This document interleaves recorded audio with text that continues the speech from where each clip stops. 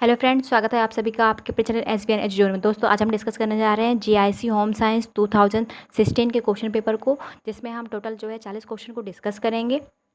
दोस्तों, आप लोग वीडियो को पूरा देखिए। अगर वीडियो आपको पसंद आती है तो प्लीज़ वीडियो को लाइक, शेयर और चैनल को सब्सक्राइब करके बेल आइकन को प्रेस कर लीजिएगा, ताकि आने वाले वीडियो को नोटिफिकेशन आप सभी को समय समय पर मिलती रहे। हमारी इस वीडियो का आज पहला प्रश्न जो है वो है, एक गृह वैज्ञानिक नहीं बन सकता।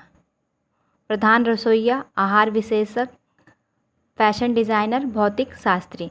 तो दोस्तों, जो गृह वैज्ञानिक होते हैं, गृह विज्ञान का अध्ययन करने वाले, वो जो है प्रधान रसोइया भी बन सकते हैं, आहार विशेषज्ञ भी बन सकते हैं, फैशन डिज़ाइनर बन सकते हैं, लेकिन भौतिक शास्त्री वो नहीं बन सकते। तो इसका सही आंसर क्या होगा आपका? भौतिक शास्त्री। ऑप्शन नंबर जो है आपका 4 सही है। नेक्स्ट क्वेश्चन है हमारा, यह गृह विज्ञान का मूल क्षेत्र नहीं है। बच्चों की देखभाल और विकास, खाद्य एवं पोषण, शारीरिक शिक्षा, वस्त्र विज्ञान एवं परिधान। तो दोस्तों, बच्चों की देखभाल और विकास जो है ये भी आपका गृह विज्ञान का जो है क्षेत्र है। खाद्य एवं पोषण भी आपका जो है खाद्य विज्ञान का क्षेत्र है। इसके अलावा वस्त्र विज्ञान एवं परिधान भी आपका जो है क्या है, खाद्य गृह विज्ञान का क्षेत्र है। लेकिन आपका शारीरिक शिक्षा जो है वो आपका गृह विज्ञान का क्षेत्र नहीं है। तो इसका सही आंसर क्या होना चाहिए आपका? Option number 3। नेक्स्ट क्वेश्चन है हमारा, सूची 1 और सूची 2 को मिलाइए और सूचियों के नीचे दिए गए हुए कोड का उपयोग करते हुए सही उत्तर को छांटिए। तो आप पहले हम देख लेते हैं सूची 1 में क्या दिया गया। सूची 1 में आपका दिया अनाज, दलहन, सब्जी और फल और तेल। सूची बी में आपको दिया गया विटामिन और खनिज पदार्थ, कार्बोज, कैलोरी और प्रोटीन। तो इसका मिलान कर लेते हैं। अनाज जो है, अनाज आपका अनाज में आपका आ जाएगा कार्बोज। दलहन जो है वो क्या, प्रोटीन का स्रोत होता है, तो ये 4th में मिल जाएगा आपका। सब्जी और फल जो है वो आपका विटामिन और खनिज के स्रोत है, तो ये आपका किस में हो जाएगा? विटामिन और खनिज में। इसके अलावा तेल जो है आपका किस में चला जाएगा? आपका कैलोरी में। तेल से हमें क्या मिलती है? कैलोरी। तो इसका इस ऑप्शन के अकॉर्डिंग में जो हमने मैच किया है, इसके अकॉर्डिंग कौन सा ऑप्शन आपका सही होना चाहिए?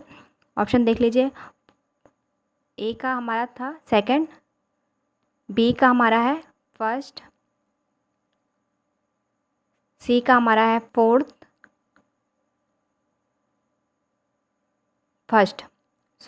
इसका ऑप्शन जो है आपका सही है। देखिए, अनाज जो है वो 2 नंबर पे मिला हुआ, तो ये हो गया सेकंड ऑप्शन। देखते हैं, दलहन जो है आपका 4th से मिला हुआ प्रोटीन से, वो हो गया आपका। फिर इसी तरह से आपका जो है सब्जी और ये जो है विटामिन और खनिज से मिला फर्स्ट नंबर पे। फिर ये, तो इसका आप सही ऑप्शन क्या होगा आपका? Option number 2। नेक्स्ट क्वेश्चन हमारा, डैश के खाने से कब्ज नहीं होता है। अस्वस्थकर, जंक खाद्य जिसे हम कहते हैं, तले खाद्य, रेशे यानी कि रफेज, परिष्कृत अनाज। तो रफेज जो होता है उन्हें खाने से क्या होता है? कब्ज नहीं होता। तो इसका सही आंसर क्या होगा आपका? ऑप्शन नंबर 3, रेशे या फिर रफेज। नेक्स्ट क्वेश्चन है, ऊतक तंतु के टूटने की क्रिया कहलाती है। तो दोस्तों, पहले ऑप्शन देखिए क्या है।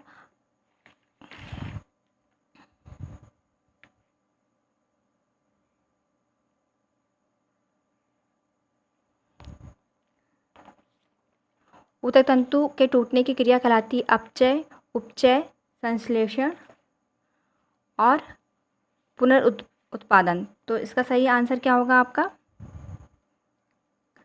इंग्लिश में जो है आपका है कैटाबॉलिज्म, फिर एनाबॉलिज्म, फिर सिंथेटिक और रीजनरेशन। तो इसका सही आंसर जो होगा वो क्या होगा आपका? कैटाबॉलिज्म। ऑप्शन नंबर ए। नेक्स्ट क्वेश्चन है, अनाज जिस अमीनो अम्ल में अपूर्ण होते हैं वह है मिथियोनिन, लाइसिन, वेलिन, टाइरोसिन्स। तो इसका सही आंसर क्या होगा आपका? Lysines. Option number 2 is a correct answer. Next question है, अनाज की पिसाई से, चमकाने से और परिष्कृत करने से मुख्यतः जो विटामिन नष्ट होता है वह है A, B, C and D। तो दोस्तों, जो ये ऑप्शन आपका दिया गया है यहाँ पर आपको ऑप्शन में जो है देखिए, जो नष्ट होने वाले की विटामिन की पूछा गया, तो आपके इस क्रिया में जो है आपका विटामिन B और C दोनों ही नष्ट होता है। लेकिन क्योंकि यहाँ पर अनाजों की बात की गई है, अनाज में मोस्टली जो पाया जाता है वो विटामिन B पाया जाता है। तो मेरे अकॉर्डिंग जो इसका सही आंसर होगा वो क्या होगा आपका? Option number 2। नेक्स्ट क्वेश्चन है, खाना बनाने की विधि जिसमें खाद्य पदार्थ सीधे तेज के संपर्क में आता है वह है ग्रिलिंग, भुनना और फिर है आपका बेकिंग, भाप में पकाना। तो इसका सही आंसर क्या है आपका? Grilling. Option number A is the correct answer. Sorry 1 आपका जो है ये क्या सही आंसर है। नेक्स्ट क्वेश्चन है, खाना पकाने की विधि जिसमें इडलियाँ बनाई जाती हैं वह है उबालना, परबॉइलिंग, प्रत्यक्ष या फिर जिसे कहते हैं हम सीधे भाप में, फिर है अप्रत्यक्ष और परोक्ष भाप में। तो इसका सही आंसर क्या होगा आपका? डायरेक्ट स्टीमिंग, यानी कि ऑप्शन नंबर 3 क्या है इसका सही आंसर? प्रत्यक्ष भाप में। नेक्स्ट क्वेश्चन है, आयोडीन खाने से डैश से बचाव मिलता है? रक्तहीनता से, स्कर्वी से, फ्लोरोसिन से और गलगंड से, यानी कि वाइटर से। तो इसका सही आंसर क्या होगा आपका? Option number 4 is the correct answer. Next question है हमारा, शक्कर को ताप के संपर्क में लाने पर उसका रंग भूरा हो जाता है, इसका कारण है क्रिमलाइजेशंस, डेक्सट्रीनाइजेशंस, जिलेटिनाइजेशंस और कोएगुलेशंस। तो इसका सही आंसर क्या आपका है? Caramelizations. Option number A is the correct answer. Next question है 11 का आपका फर्स्ट जो है सही आंसर है क्रिमलाइजेशंस। फिर इसके बाद हमारा 12th क्वेश्चन है, उच्च जैविक मूल्य का प्रोटीन उपस्थित होता है दालों और फलियों में, अंडे और मीट में, अनाज और मिलेट में, फिर है सब्जियों और फलों में। तो उच्च जैविक मूल्य का जो प्रोटीन होता है वो दोस्तों आपका किस में पाया जाता है? अंडे और मीट में पाया जाता है। आपका दालों में भी और फलियों में भी प्रोटीन पाया जाता है, लेकिन हम क्योंकि यहाँ पर उच्च पूछा गया, सबसे उच्च जो स्तर होता है वो किस में होता है? अंडे और मीट में होता है। तो इसका सही आंसर आपका क्या है? सेकंड। नेक्स्ट क्वेश्चन है, समय एक बहुमूल्य डैश साधन है, निहित, अर्जित, मानवीय, अमानवीय। तो समय जो है वो क्या है आपका? अमानवीय साधन है। इसका सही आंसर क्या है आपका? Option number 4। नेक्स्ट क्वेश्चन, साधन है सीमित, असीमित, सदैव, अकेले काम में आने वाला, आसानी से उपलब्ध। तो साधन जो होता है दोस्तों क्या होता है? सीमित होता है। तो इसका सही आंसर क्या होगा आपका? Option number 1। नेक्स्ट क्वेश्चन है, वास्तविक आय को डैश आय भी कहते हैं? प्रत्यक्ष, पैसा, मानसिक, कुल या संपूर्ण। तो जो वास्तविक आय होती है उसको हम प्रत्यक्ष आय भी कहते हैं। तो इसका सही आंसर क्या होगा आपका? Option number 1 is the correct. Next question है, डैश मनुष्य की इच्छा और रुचि से उत्पन्न होते हैं? लक्ष्य, स्तर, मूल, रवैया। तो मूल्य मनुष्य की इच्छा और रुचि से उत्पन्न होते हैं। तो इसका सही आंसर क्या है आपका? Option number 3। अगला क्वेश्चन है, तुलना करने के लिए उपयोग में आने वाला माप है? मूल, स्तर, लक्ष्य, दृष्टिकोण। तो इसका सही आंसर क्या होगा आपका? स्तर। Option number 2। एक अच्छा बजट होता है लचीला, कठोर, जो लचीला ना हो, आदर्शवादी, अवास्तविक। तो इसका सही आंसर क्या होगा? एक अच्छा बजट वो होता है जो कि लचीला हो। तो इसका सही आंसर आपका क्या? Option number 1 is a correct answer. Next question है, इनमें से अनिवार्य बचत श्रेणी में क्या आता है? बैंक में जमा बचत, बीमा पॉलिसी, लोक भविष्य निधि योजना, कर्मचारी भविष्य निधि योजना। दोस्तों इसमें अनिवार्य बचत की बात की गई है। तो अनिवार्य बचत जो होती है वो उसमें उसकी श्रेणी में कौन सा था? तो बैंक में जमा करने वाला जो बचत है वो हमारी स्वेच्छा पे डिपेंड करता है कि हम वहाँ करना चाहते हैं कि नहीं करना चाहते। बीमा पॉलिसी जो वो भी हमारी स्वेच्छा के ऊपर डिपेंड है। लोक भविष्य निधि योजना भी हमारी स्वेच्छा पे डिपेंड होता है। लेकिन कर्मचारी भविष्य निधि योजना जो होती है, अगर कोई व्यक्ति कहीं पर वर्क कर रहा है तो उसको ये जो है करना ही होता है, ये अनिवार्य बचत में आता है। तो इसका सही आंसर क्या होगा आपका? कर्मचारी भविष्य निधि योजना। Option number 4 is the correct answer. Next question है, प्रतिलाभ जो एक व्यक्ति शेयर से प्राप्त करता है उसका रूप है? ब्याज, लाभांश, किराया, सेवा। तो इसका सही आंसर क्या होगा? लाभांश। Option number 2 is the correct answer. Next question है, रेशम एक डैश रेशा तंतु है? सेलुलोज, खनिज युक्त, प्रोटीन युक्त, धातु युक्त। तो रेशम एक जो है कैसा तंतु है? ये सभी को पता है, प्रोटीन युक्त। तो इसका सही आंसर क्या है आपका? Option number 3। नेक्स्ट क्वेश्चन है, तंतु जो ताप का अच्छा सुचालक है? रेशम, ऊन, नायलॉन, कपास। तो दोस्तों यहाँ पर जो है सुचालक की बात की तो रेशम और जो आपका ऊन है ये क्या कुचालक है, और क्या कहते हैं इसमें जो आपका सही ऑप्शन देखा जाए तो उसमें सही ऑप्शन में आपका क्या कपास है। कपास जो है क्या होता है, वो जो होता है ताप का अच्छा सुचालक होता है। तो इसका सही आंसर क्या है आपका ऑप्शन नंबर 4 कपास। नेक्स्ट क्वेश्चन है, तंतु जिसकी पानी सोखने की क्षमता कम है, नायलॉन, कपास, रेशम, ऊन। तो पानी सोखने की क्षमता जो होती है किसमें कम होती है, आपका जो कपास होता है और ऊन होता है इसमें पानी सोखने की क्षमता होती है। लेकिन जो कम की बात की गई है यहाँ पर, कम किस में होता है, तो नायलॉन और रेशम दोनों में ही कम होता है। लेकिन इन दोनों में अगर हम कंपैरिजन करते हैं तो सबसे अधिक जो कम होती है शोषण क्षमता वो किस में होती है, नायलॉन में। तो इसका सही आंसर क्या होगा आपका ऑप्शन नंबर 1। ऊन जिस प्रोटीन का बना होता है उसे कहते हैं फिब्राइन, फाइब्रिन, और इसके बाद है आपका केराटिन, एल्बुमिन्स और ग्लोबुलिन्स। तो इसका सही आंसर क्या होगा, ऊन जो जिस प्रोटीन का बना होता है वो क्या होता है आपका कैरोटीन का। Option number 2 is the correct answer. Next question है, यान यानी कि धागे जो छोटे तंतुओं से बनते हैं उन्हें कहा जाता है फिलामेंट्स यान, स्टेपल्स यान, सादे यांस और रोचक यांस। तो जो छोटे तंतु होते हैं वो क्या लगाते हैं, स्टेपल कहलाते हैं, और जो बड़े होते हैं वो क्या कहलाते हैं, फिलामेंट कहलाते हैं। तो यहाँ पर छोटे तंतु पूछा गया तो उसका सही आंसर क्या होना चाहिए आपका 2 स्टेपल या फिर प्रधान यान जिसे कहते हैं। कपड़ा बनाने की विधि को कहते हैं बुनाई, कताई, कर्डिंग्स, कैंपिंग। तो इसका सही आंसर क्या है आपका, कपड़ा बनाने की जो विधि होती है वो क्या कहलाती है, बुनाई कहलाती है। Option number 1 is the correct answer. Next question है, डेनिम बनाने में उपयोग आती है सादी बुनाई, सटिन बुनाई, ट्विल बुनाई, साटिन बुनाई। तो इसका सही आंसर क्या होगा आपका ऑप्शन नंबर 3 ट्विल बुनाई। नेक्स्ट क्वेश्चन है, इनमें से कौन सा मानवीकृत सेलुलोजिक तंतु है, nylon, polyester, एक्रिलिन्स, acetate.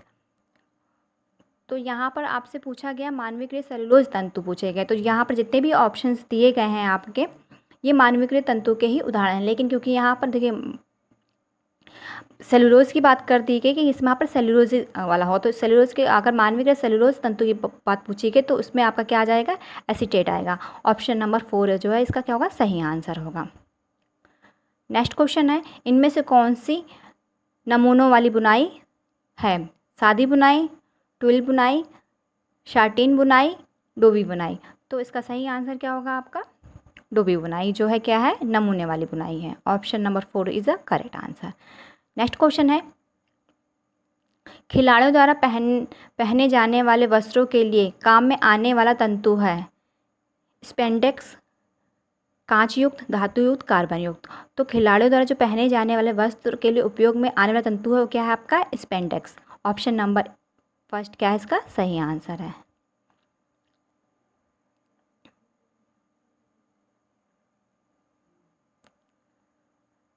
Next question है, गर्भकालीन अवस्था है गर्भधान से जन्म तक, जन्म के बाद पहले 30 दिन तक, 30 दिन से 2 वर्ष तक, 2 वर्ष से 6 वर्ष तक। तो गर्भकालीन अवस्था जो है दोस्तों वो क्या होती है आपकी जन्म धान जो होती है उससे लेके आपके जन्म तक होती है। तो इसका सही आंसर क्या होगा आपका 1 option number 1 is the correct answer.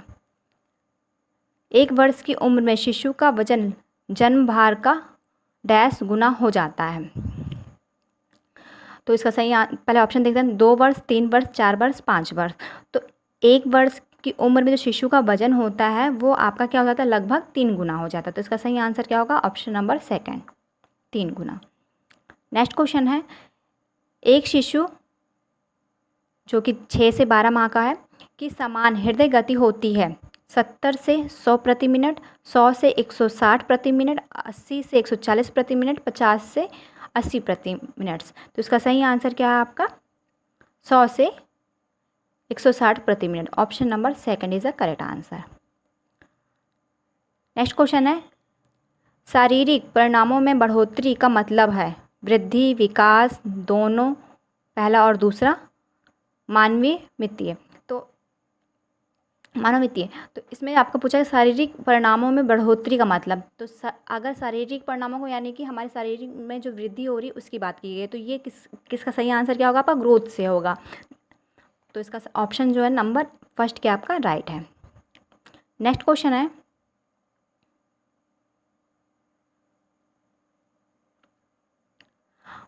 वह बालक जो दोनों हाथों का प्रयोग करे कहलाता है दाएं हाथ का, बाएं हाथ का, एम्बीडेक्स्ट्रस,